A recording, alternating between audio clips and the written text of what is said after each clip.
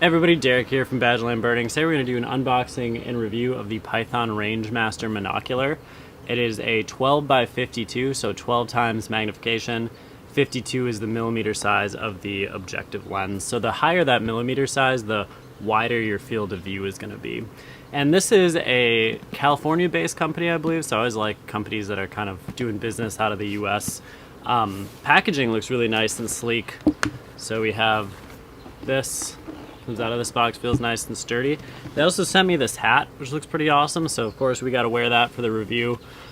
And let's see what we got here. So a little bit about monoculars was that I don't see a lot of people using them. There are some benefits. It's just one optic, so they're normally a little cheaper, and it's quick to just kind of put it up to your eye, and you're not trying to balance those two images like you would for a binocular.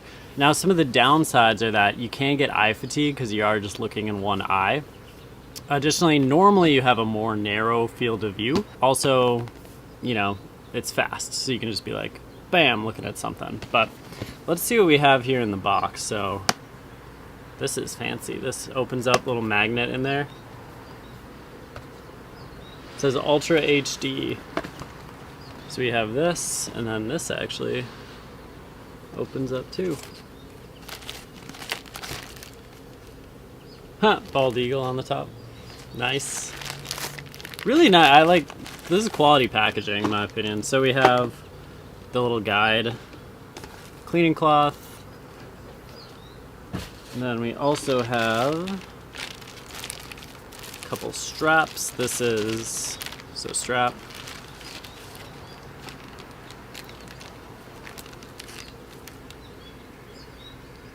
It's like a little thing you can put on to kind of carry it.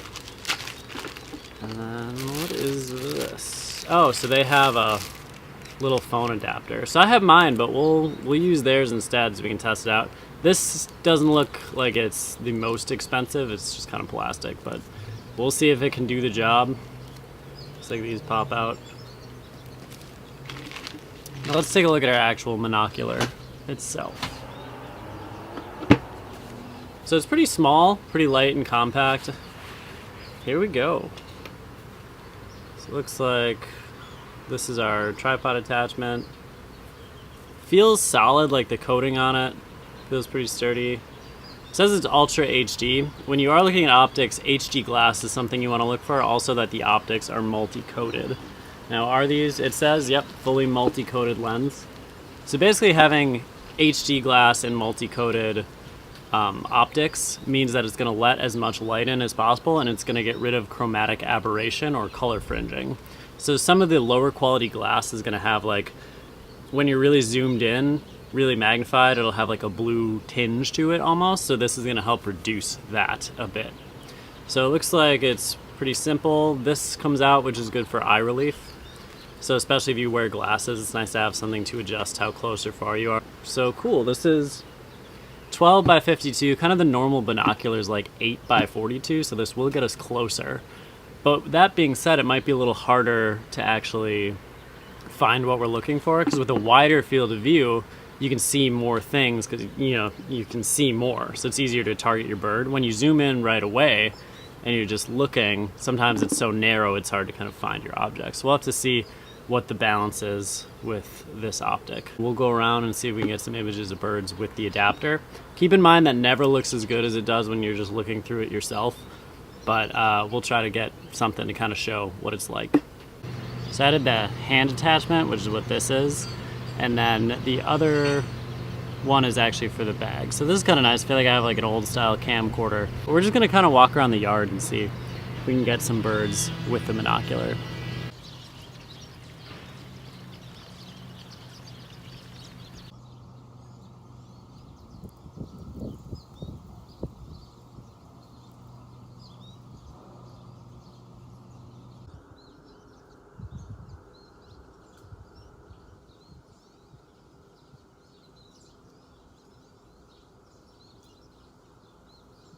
I tried the adapter they had, and I felt like it just kind of like fell off more and like kind of just moved more than I wanted to. Actually, I ended up getting one of my other ones that I have that's a little more stable. So I put that on, and the bottom actually twists out and you can just screw it into the plate of a tripod. So we're gonna get some images with the tripod, which should be a lot more steady than the ones I was trying to do by hand. Something interesting I noticed is that through the lens or through the phone, it looks like there's chromatic aberration, like there's blue lines around stuff. But then when I look through it, there's none. So that must be an artifact of the phone going through, which is one of the reasons it's really hard to showcase optics, because the view you get when you're going through a phone and an adapter and then your actual device is different than you see with just your eyes. But we're gonna do our best to get something similar, but just note that that chromatic aberration you see, I am not seeing when I just look through it myself.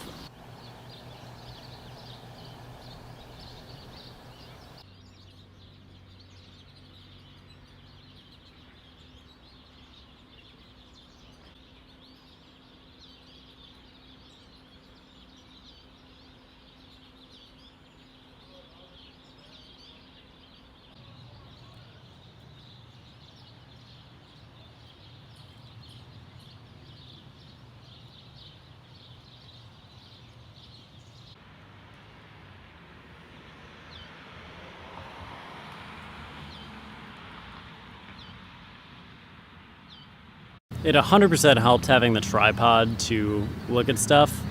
I am gonna kind of break this up into like here are videos of things I saw and then actually look through it and give my opinion as I'm looking through it. Because I feel like that's the more valuable thing. Like you can kind of see a facsimile of what it's kind of like, but I think having a reviewer be like, this is clear, this is not clear, this is what's going on with this, that's actually the more telling thing. But always with optics, if you can get out and try it yourself and test it before you buy, that's super preferable, because then you know exactly what you're getting. But we're gonna do our best. Cool, we were able to get a couple different species using the Monocular on the tripod. Now I'm gonna do kind of our like actual use review, where I'm just gonna test it out, look at things, and see how it actually looks through here, not just through the phone and that adapter. So overall in the hand, it feels pretty solid. I kind of like the old style camcorder feel of this, the way that you kind of hold it. It did say it was waterproof and fog proof as well.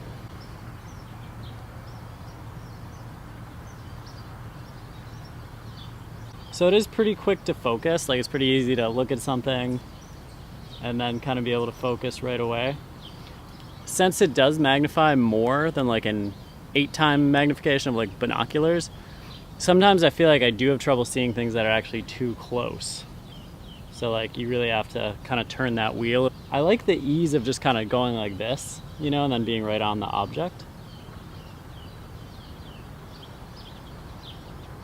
Our edge to edge clarity could be a little bit better. So like the middle is super clear, but you do get a little blur on the edge. But unless you have like really expensive glass, that's kind of normal with optics that aren't super, super, super high end. I do not see any chromatic aberration. Oh, wait. I do see a touch when we were looking at something very far away. But it's definitely not nearly as bad as it looked in that one goldfinch video.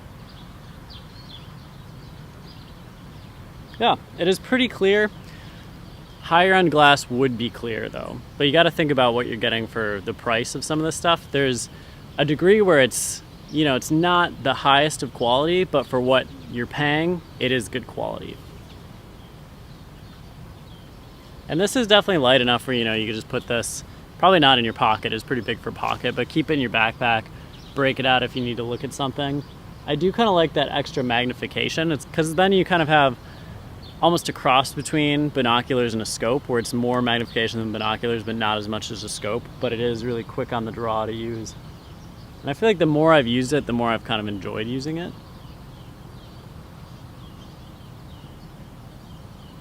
Because I really don't see a lot of birders using binoculars. Like when I go out, honestly, I don't know if I've met one, but it definitely is an option for you when you're out birding. So definitely don't cross that one off your list of optics to consider.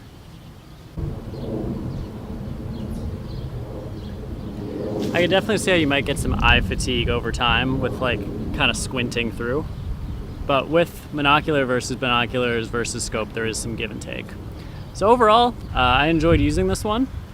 If you've ever tried it, let us know in the comments below. If you're a birder, let me know if you've ever used a monocular for birding or if this is like your dedicated optics. I'm really curious to know that too. But thanks so much to Python for sending this over and for this super cool hat. And let us know what you think in the comments below. Thanks for watching. We'll see you next time on Badgerland Birding.